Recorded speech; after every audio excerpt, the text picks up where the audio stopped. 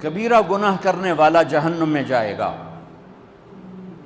معاف کر دو اس کا قانون، اس کی رحمت ہے، یہ آخری انسان جہنم سے نکلے گا، آخری سب سے زیادہ سزا کاٹ کے نکلے گا۔ جب وہ جنت کے دروازے پر اللہ تعالیٰ اس کو نا اوپر لائیں گے، یہاں ایسے آ جائے گا، یہ پیچھے کمر کو آگ لگ رہی ہے اور یہ آزاد ہو گیا ہے۔ اب اللہ اسے دل لگی فرمائیں گے، اس کو ایک درجہ دکھائیں گے،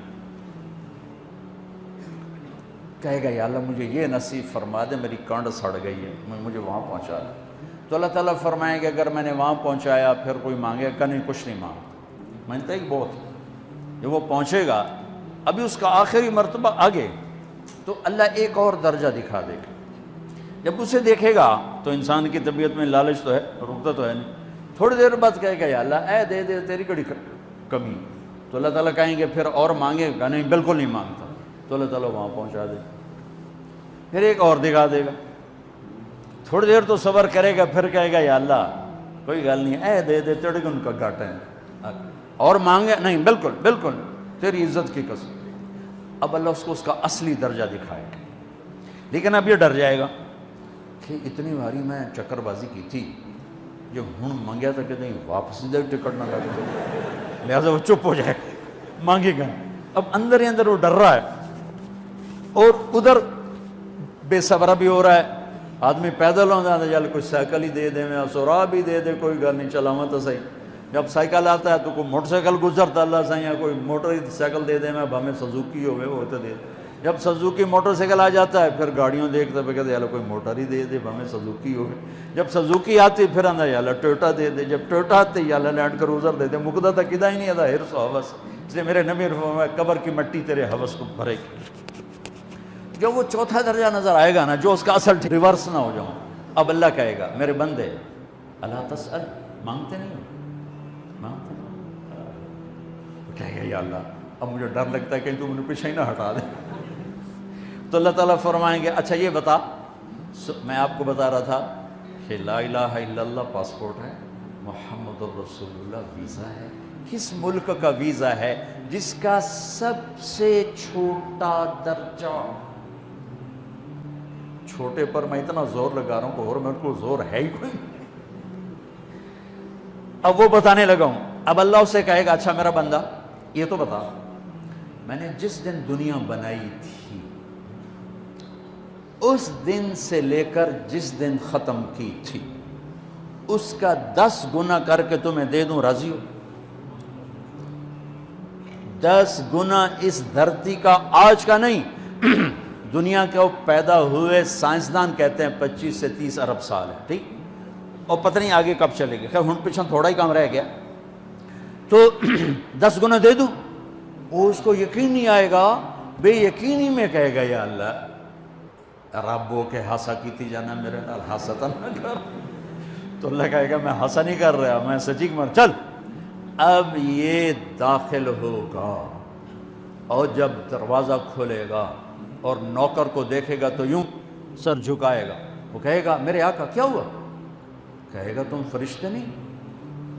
کہ نہیں میں تو آپ کا نوکر ہوں، اور میرے جیسے 80,000 نوکر ہیں، آپ کچھ تھوڑی دور چلے گا تو ایک نور کی چمک اٹھے گی، تو سجدے میں سر اپنے آپ کو سجدے میں گرائے گا، وہ پھر کہے گا میرے آقا یہ آپ کیا کر رہے ہیں؟ وہ کہے گا یہ سامنے جو نور ہے یہ میرے اللہ کا نور ہے، میں اللہ کو سجدہ کر رہا ہوں۔ کہے گا یہ آپ کے اللہ کا نور نہیں ہے، یہ آپ کے گھر کی روشنی ہے، لائٹنگ۔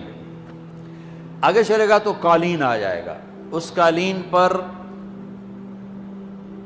کتنا چلنے کا ہے یہ زمانہ، 40 سال چلتا جائے گا تو تب جا کے وہ قالین ختم ہوگا۔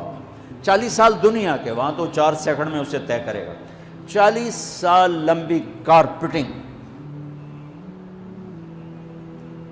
نوابہ بہاولپور نے انڈیا سے بزرگ کو بلوایا تھا تو ان کے لیے کارپیٹنگ کی تھی، اسٹیشن سے لے کر محل تک، تو سارے ہندوستان میں غلغلہ مچ گیا، شور مچ گیا کہ نوابہ بہاولپور نے اتنا 4 میل لمبا قالین بچھا دیا۔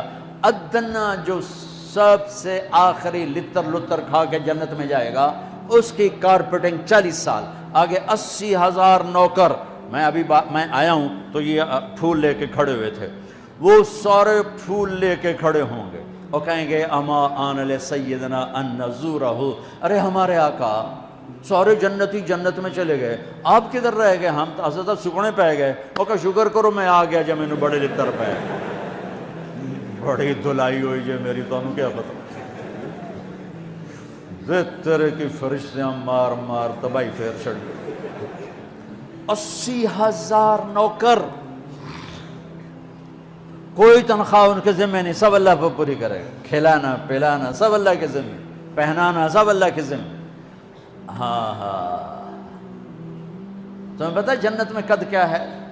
130 فٹ، 130 فٹ۔ آدم علیہ السلام کو اللہ نے 130 فٹ کی ہائٹ پہ بنایا تھا، ہماری اماں جان بھی 130 فٹ کی تھی۔